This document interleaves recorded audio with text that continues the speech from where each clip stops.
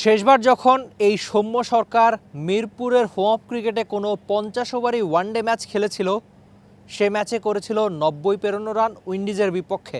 Spinning wicket বাকি ব্যাটাররা ভালো bat করতে পারেননি যে উইন্ডিজের সঙ্গে সিরিজে, সেই সিরিজের শেষ ম্যাচে সৌম্য সরকার কি দাপুটে ক্রিকেটটাই খেলেছিলেন। তবে আক্ষেপ সৌম্য সরকারের তারপর আর ওয়ানডে ক্রিকেটে ম্যাচ খেলা হয় নাই। মিরপুরে আজকে নিজেদের মধ্যে প্র্যাকটিস ম্যাচ, জাতীয় দলের ক্রিকেটাররা বা যারা খেলবেন তাদের গায়ে লাল সবুজের জার্সি, কিন্তু সৌম্য সরকারের গায়ে ভিন্ন জার্সি।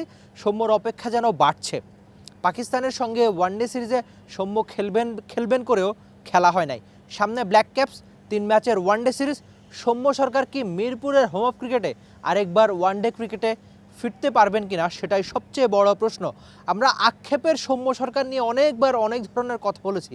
কেন আক্ষেপের সবশেষ ওয়ানডে ম্যাচেও 90 পার করে তার আরেকবার সুযোগ মেলেনি? এটা কি বাকি ওপেনারদের ভালো করার কারণে, নাকি আক্ষেপের সৌম্য সরকারের? Which is the world-class cable brand? Walton Cables, নিরাপদ আগামী সংযোগ। আগে পরে দেখেছি যে বাকিদের যেখানে সুযোগ মেলে সেখানে সৌম্য সরকার একটু কেন জানি কম সুযোগ পান। এই প্রশ্নটাও আপনার কাছে থাকছে বটে যে ব্ল্যাক ক্যাপসের সঙ্গে মিরপুরের হোম অফ ক্রিকেটে যে ওয়ানডে ম্যাচগুলো খেলবে সেখানে কি সুযোগ থাকবে কিনা একজন ওপেনার সৌম্য সরকারের? এমনিতে ওপেনিংটা নিয়ে বাংলাদেশ মধুর সমস্যায় রয়েছে।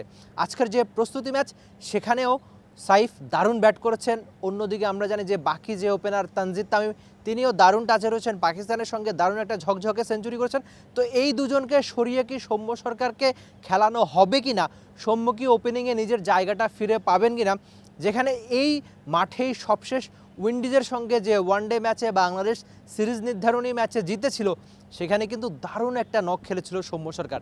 ওই যে সৌম্য সরকার নিজের দিনে যেমন খেলেন আর কি, সেই কাজটাই দারুণভাবে দেখিয়েছিলেন উইন্ডিজের সঙ্গে।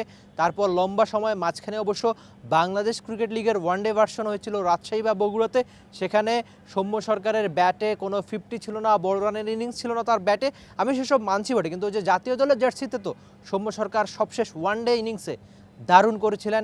এই হোম অফ ক্রিকেটেই দেখা যাক সামনে নিউজিল্যান্ডের সঙ্গে সৌম্য সরকার ওয়ানডেতে সুযোগ পান কিনা। যেখানে পাকিস্তানের সঙ্গে তার ম্যাচই খেলা হয়নি, একটা ম্যাচ, সেখানে আপাতত ম্যাচ খেলার অপেক্ষা আকুতি যেন একজন ওপেনার সৌম্য সরকারের। এর আগে অবশ্য নিজের ফেসবুক পেজে একটা পোস্ট দিয়েছিলেন, খানিকটা আক্ষেপের, অনেকে কমেন্ট করেছিলেন যে সৌম্য সরকার কবে সুযোগ পাবেন সেসব নিয়ে। আর নির্বাচকদেরও প্রেস কনফারেন্সে নানান প্রশ্ন করা হয়েছিল। তারা অবশ্য বলেছিল যে এই সিরিজটা বা সামনে যে সিরিজটা সেখানে সৌম্য সরকারের সুযোগ মিলবে। এখন দেখা যাক কথা আর কাজে কতখানি মিলে। আজকে প্র্যাকটিস ম্যাচে এখন পর্যন্ত সৌম্য সরকার দারুণ খেলছেন বটে। দেখা যাক সৌম্য সরকারের সুযোগটা নিউজিল্যান্ডের সঙ্গে আসে কিনা। Rifat Emil, T sports, Dhaka. For more updates, subscribe to our YouTube channel and click on the bell icon. Follow us on Facebook and Instagram. Download T-Sports app to enjoy exciting games and highlights. Visit tsports.com.